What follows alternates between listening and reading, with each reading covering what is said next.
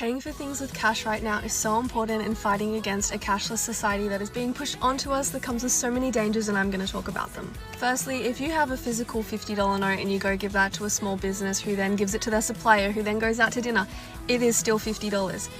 If you pay digitally, that very quickly disappears into transaction fees that go back to the bank and is taken out of the hands of real people. Only 10% of all of the world's money is backed by physical currency, which essentially means money. There's nothing of value behind money, which is just crazy and shows how much of a scam the banking system is. It also means that your money that's in your bank account is not actually yours.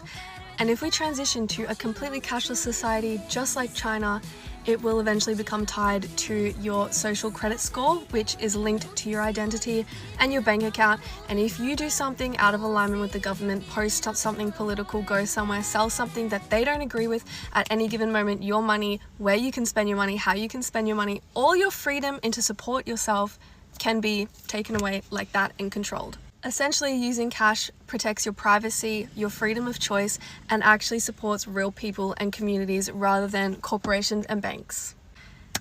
It's really, cash is king. Here are 3 reasons that cash is always king. Number 1, cash is always welcome, no matter where you're spending your money. Credit, that may not always be the case. Number 2, having more cash can give you more purchasing power. Certainly when you're going to a bank and you're laying down a down payment, the more cash you have, the more attractive you will become as someone that they want to give a loan to.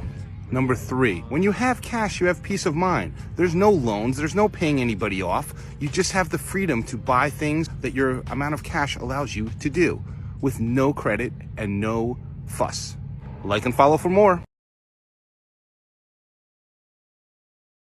What point do you begin to realize that maybe you're holding too much cash and it's better to deploy it somewhere? Real estate people are notorious for not keeping enough cash. Because I'm a real estate guy too, we believe in real estate. We believe in how it works as an investment vehicle. The more cash you have, the more you lower your risk. You're getting a pinch on one of these properties, that's your safety net. I stack cash. Have you ever been to a restaurant that'll give you a discount if you pay in cash, or some restaurants that will only take cash, they don't take card? And there was the most fire ones, but that's besides the point. You realize they're giving you that discount because then they don't have to pay the credit card processing fee, right? But wait, do you actually realize that that means they're not actually giving you a discount? They're actually charging you what it would actually cost for the food if it wasn't the credit card processing fees. This is unrelated, but good to know. 3 credit card companies make up 90% of all US credit cards. That is Visa with 50%, MasterCard with 22%, and American Express with about 20%.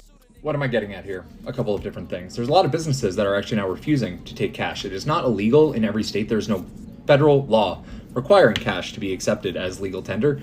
So if they are forcing people to pay with debit cards or credit cards, whatever, that means you have to have a bank account, and 5% of Americans, about 7 million people, don't actually have bank accounts. Disproportionately minority and vulnerable people. I guess cash isn't king anymore, but your credit score is.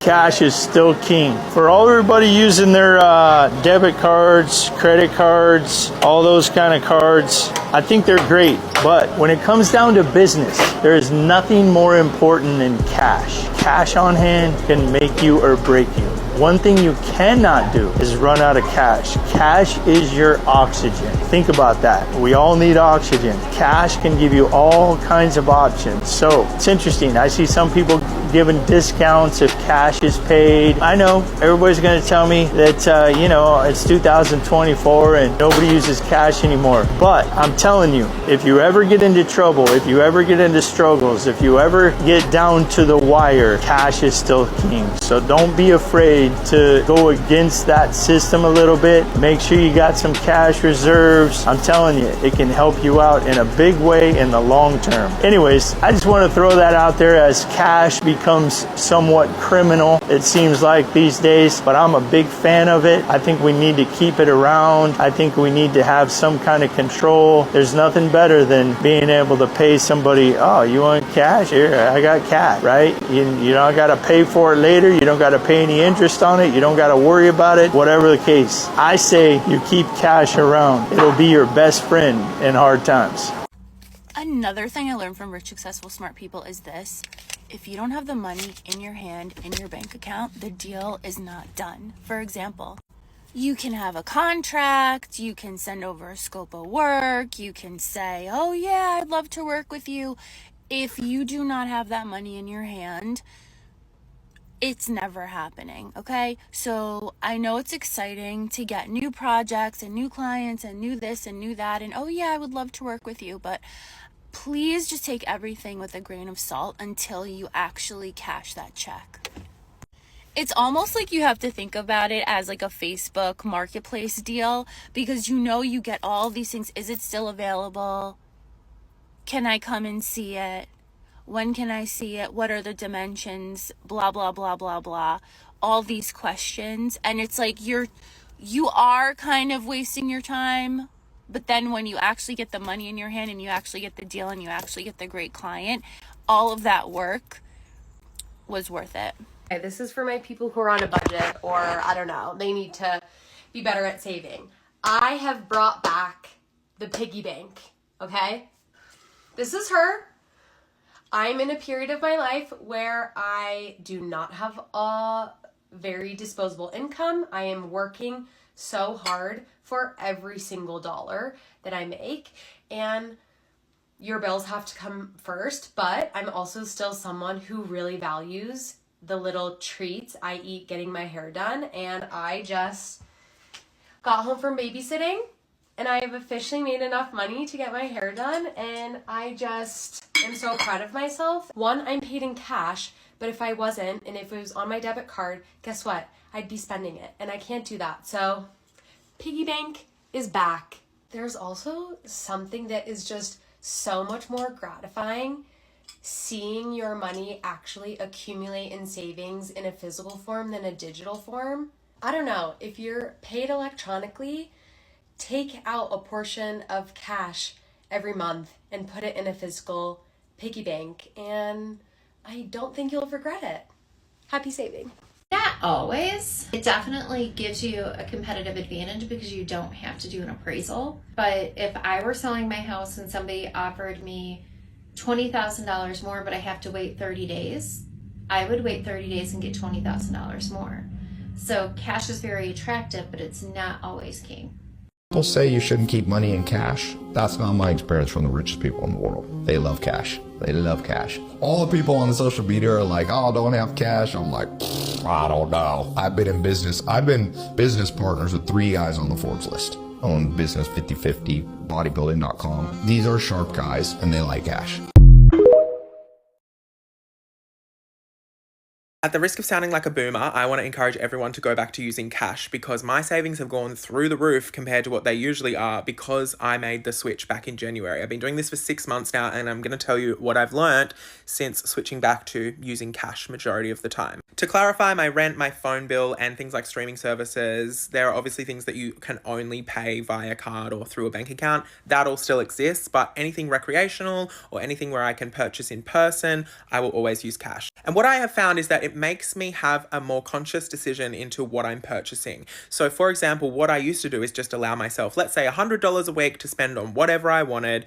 And what I would find is I would often go over that budget because I wasn't thinking about what I was purchasing. When you actually pull out $100 from an ATM and then you only use that $100 throughout the week, what I have found is that at the end of the week, I will have $40 left over because I actually find myself saying to myself, do I really want to spend my money on that? Because then I won't have any money left to spend on potentially something else that might come along. And it gets to the end of the week and I have money left over, and then that goes in savings, and then I get another $100 out. And obviously adjust that to your own personal budget. The other thing I've noticed is when you're tapping all day, you rack up a bunch of card fees. And look, there are a few cents here and there and everywhere. And let's say you spend like $1 a day on card fees.